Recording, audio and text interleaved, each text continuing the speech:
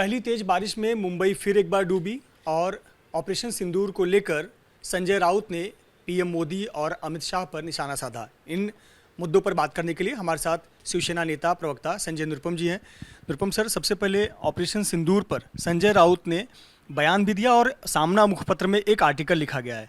जो सामना मुखपत्र का मेरा पहला सवाल है, उसमें ये लिखा गया है कि ऑपरेशन सिंदूर एक फेलियर है। ये जो ऑपरेशन सिंदूर है, सिंदूर जो है शरीर में चला जाए तो वो जहर का काम करता है। इस पर आप क्या कहेंगे, जिस प्रकार का बयान दिया गया है सामना संपादकीय में? देखिए, ऑपरेशन सिंदूर भारतीय सेना के शौर्य और पराक्रम की एक गाथा है। ऑपरेशन सिंदूर कहीं से भी फेलियर नहीं है। इस ऑपरेशन सिंदूर के माध्यम से, सैनिक कार्रवाई के माध्यम से हम लोगों ने, हमारी सेना ने पाकिस्तान में जो टेररिस्टों के ठिकाने थे, ऐसे 9 ठिकानों को बर्बाद कर दिया हम लोगों ने। और उसके बाद भी जब उनने कार्रवाई जारी रखी तो हमने उनके लगभग 11 एयर बेस थे उसको बर्बाद किया है। तो पाकिस्तान की इतनी तबाही हुई है कि वहाँ से उबरना अभी मुश्किल है उनके लिए। आज ऑपरेशन सिंदूर की सफलता को लेकर पूरे देश में जश्न मनाया जा रहा है।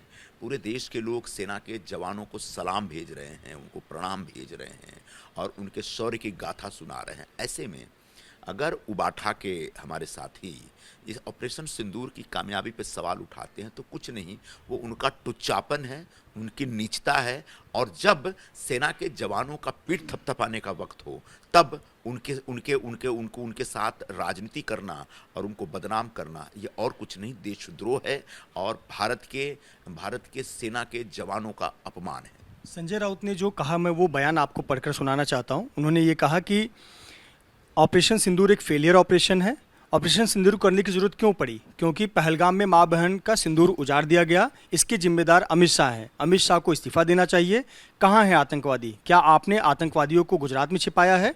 जिम्मेदार आप हैं। आपकी वजह से मां बहनों का सिंदूर उजड़ गया। अगर बाला साहब ठाकरे होते तो उन्हें पश्चाताप होता कि हमने ऐसे लोगों को क्यों बचाया, चाहे तड़ीपार हो चाहे मुख्यमंत्री हो। देखिए, संजय राउत जिस तरह के सवाल उठा रहे हैं वो और कुछ नहीं, वो पागल हो गए, मानसिक रूप से विक्षिप्त हो गए। पहलगांव में जो आतंकवादी हादसा हुआ, जो आतंकवादी हमला था, वो एक बहुत ही दुर्भाग्यपूर्ण घटना थी और उसके ऊपर कोई खुश नहीं है। कहीं ना कहीं फेलियर तो थी, कहीं ना कहीं हम आतंकवादियों की शिनाख्त करने में फेल हो गए, आतंकवादियों को पकड़ नहीं पाए, जिसकी वजह से हमारे बेगुनाह नागरिकों पर उन्होंने हमला किया और 26 लोगों की जान ले ली। लेकिन उसके बाद सरकार घर नहीं बैठी। सरकार ने राजनीतिक रूप से एक फैसला किया और सेना को पूरी आज़ादी दी और उसके बाद लगभग 100 से ज़्यादा आतंकवादियों को हमने ख़त्म किया है, जिसमें अजहर मसूद का भाई, जो कि भारत में जिसने बहुत सारे आतंकवादी हमलों को अंजाम दिया था, उसको भी हमने ख़त्म किया। अब पहलगांव पर अटैक करने वाले जो लोग थे, उनमें से कौन से लोग थे, क्या थे, उनको भी पकड़ लिया जाएगा। मुझे लगता है 1-2 लोगों को मारा भी गया है। फिर भी आने वाले दिनों में कोई भी आतंकवादी जिसने हिंदुस्तान के बेगुनाह नागरिकों पर हमला किया है वह नहीं बचेगा। इसकी हम गारंटी देते हैं। रह गई बात सिंदूर के संदर्भ में, तो ये सब एक पागल लोग इस तरह की बातें करते हैं। प्रधानमंत्री मोदी जी ने जो एक बात कही थी कि मेरे रग रग में सिंदूर है, मतलब वो एक भावना है। वह हमारे देश की बहु बेटियों का सिंदूर उजाड़ने का जो कुकृत्य आतंकवादियों ने किया, दहशतवादियों ने किया था, उन आतंकवादियों को चुनौती देने का एक बयान था कि हमारे सीने में, हमारे मन में, हमारे दिल में उस घटना को लेकर आज भी गुस्सा है, हमारा खून खौल रहा है और हम तुमको माफ़ नहीं करेंगे। कल भी प्रधानमंत्री जी ने कहा है भुज में कि आप चुपचाप शांति से रोटी खाओ, नहीं तो तुमको हमारी गोली खानी पड़ेगी। पाकिस्तान डरा हुआ है, लेकिन जिस तरह की भाषा का इस्तेमाल उबाठा वाले कर रहे हैं वो कुछ नहीं, पाकिस्तान को ताकत देने की कोशिश कर रहे हैं, पाकिस्तान का पक्ष मजबूत करने की कोशिश कर रहे हैं। आज पूरी दुनिया में हमारा एक वैश्विक अभियान चल रहा है। अलग अलग देशों में जाके हमारे संसदीय प्रतिनिधिमंडल के लोग पाकिस्तान को एक्सपोज कर रहे हैं, उनको अंतर्राष्ट्रीय मंचों पर आइसोलेट कर रहे हैं। तब सामना में या फिर राउत जैसे पागल टाइप के जो लोग हैं इस तरह की बातें करेंगे और हमारे सेना के कामकाज के ऊपर सवाल उठाएंगे, सरकार के कामकाज के ऊपर सवाल उठाएंगे, तो और कुछ नहीं, इनके बयानों का दुरुपयोग पाकिस्तान अंतर्राष्ट्रीय मंचों पर हमारे खिलाफ करेगा। कृपया करके इससे वो जरा सावधान रहें, क्योंकि अंततः देश है तो हम हैं। राजनीति करने के मुद्दे मिलते रहेंगे, हम करते रहेंगे, लेकिन कम से कम राष्ट्रीय मुद्दों पर राजनीति नहीं करनी चाहिए। और ये मैं नहीं कर रहा हूँ, खुद शरद पवार जी ने संजय राउत को बहुत जोर से डांटा कि तुम जो ये लोकल लेवल की पॉलिटिक्स करते हो रहने दो, अंतर्राष्ट्रीय मुद्दों में लोकल लेवल की पॉलिटिक्स मत लाया करो। तो एक ऐसा व्यक्ति जिसको उनके सहयोगी ही डांट रहे हैं, उनके सहयोगी समझा रहे हैं, उनके सहयोगी कह रहे हैं कि ये फालतू के काम और बदतमीजी और नीचता बंद करो, लेकिन कोई आदमी है जो सुधरने का नाम ही नहीं लेता। उसने तय कर लिया कि मैं नीच हूं और नीच हरकत करता रहूंगा। महाराष्ट्र में मानसून का आगमन हुआ, पहली ही बारिश में मुंबई डूब गई। मुंबई क्यों डूबी? देखिए, मुंबई में जो पानी का जमाव हुआ वो निश्चित तौर पर किसी को अच्छा नहीं लगा और सबको दुख है इस बात का। और उसमें हमने पूरी कोशिश की कि जान माल की हिफाजत की जाए, लेकिन पहली बारिश मुंबई में पहली बार इतनी बारिश नहीं हुई है, एक। और दूसरी बात, पहली बारिश के बाद मुंबई पहली बार डूबी है ऐसा भी नहीं है। और तीसरी बात, मुंबई में जब इतनी बारिश होती है तो लोकल ट्रेनों का जो कामकाज है वो पूरी तरह से बिखर जाता है और लोगों की गाड़ियां, ट्रैफिक जाम हो जाते हैं, नाले जाम हो जाते हैं। ये पहली बार हुआ है क्या? जबकि कल की जो बारिश थी वो एक अप्रत्याशित किस्म की बारिश थी। मानसून 2 हफ्ते पहले आ गया, मानसून से निपटने की तैयारियां चल रही थी और तैयारी हुई भी है। फिर भी 135 एमएम और 150 एमएम बारिश अगर 24 घंटे में होती है तो कुछ घंटों के लिए पानी जमाव रहेगा। तीसरी महत्वपूर्ण बात यह है कि मुंबई में लगभग 1 लाख करोड़ से ज़्यादा पैसे का निर्माण कार्य चल रहा है, जिसको हम कहते हैं इंफ्रास्ट्रक्चर का प्रोजेक्ट चल रहा है। कहीं पे पुल बन रहे हैं, कहीं पे रोड बन रहे हैं, कहीं पे नाले का काम हो रहा है, कहीं पे फ्लाईओवर्स बन रहे हैं, कहीं पे मेट्रो का काम हो रहा है, कहीं पे कोस्टल रोड का काम हो रहा है। तो जब इतना सारा कंस्ट्रक्शन वर्क होता है तो निश्चित तौर पर पानी की निकासी की जो व्यवस्था थोड़ा बहुत प्रभावित हुई होगी। हाँ, नहीं होनी चाहिए थी, मैं स्वीकार कर रहा हूँ कि नहीं होनी चाहिए थी और इसकी जिम्मेदारी हमारे महानगर पालिका के इंजीनियरों की थी। अब ये जिम्मेदारी कोई मतलब वहाँ जमीन पर उतर करके मुख्यमंत्री या उप मुख्यमंत्री तो नहीं देखते हैं, लेकिन इंजीनियरों को इसकी जिम्मेदारी लेनी चाहिए थी और ख्याल रखना चाहिए था कि अगर बारिश होती है, जो कि होनी है, हर साल मई के आखिर में और जून के पहले हफ्ते में बारिश आती है, तो उसके लिए उससे निपटने का जो इंतजाम होना चाहिए था, निश्चित तौर पर उसमें कुछ ना कुछ कमी रही। लेकिन जो लोग, खासकर उबाठा वाले लोग, उद्धव ठाकरे जी और उनके सुपुत्र, जो बार बार कल पानी का जमा हुआ और उसके बाद जो इस प्रकार के बयान दे रहे हैं कि सड़क के निर्माण में भ्रष्टाचार हो गया, मेट्रो में भ्रष्टाचार हो गया, नाले में भ्रष्टाचार हो गया। 25 वर्षों तक उबाठा वाले महानगर पालिका की सत्ता में थे।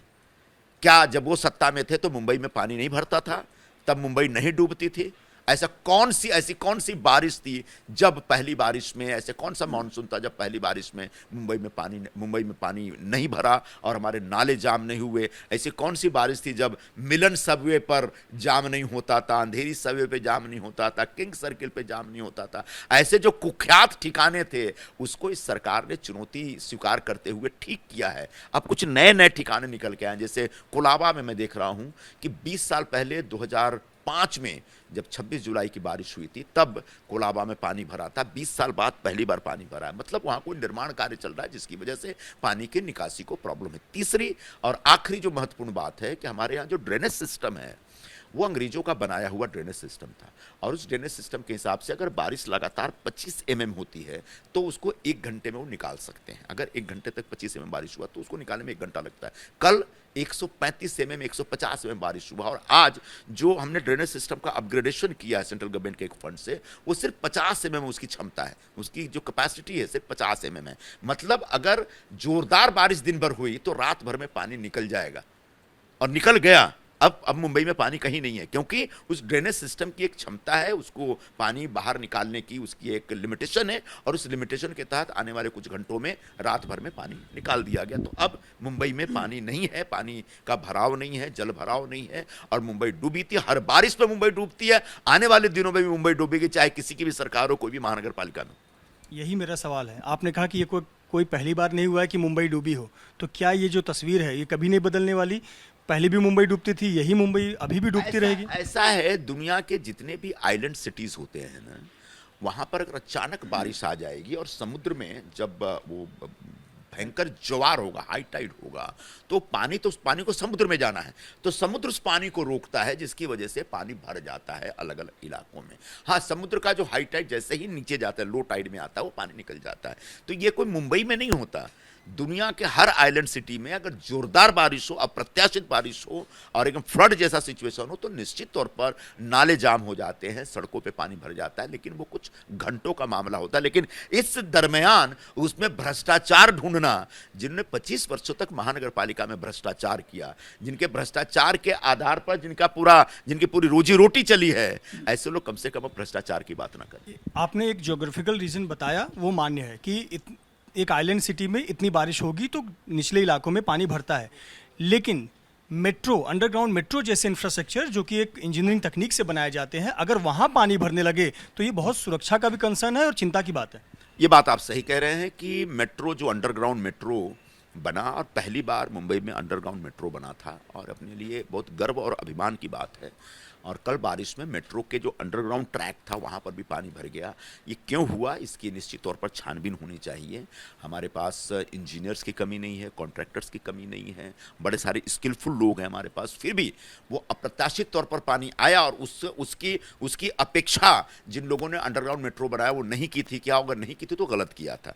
तो आने वाले दिनों में जहाँ कमी रह गई है उस कमी को दूर करके अगली बारिश में मेट्रो में पानी नहीं भरेगा, इसका इंतजाम अवश्य किया जाएगा।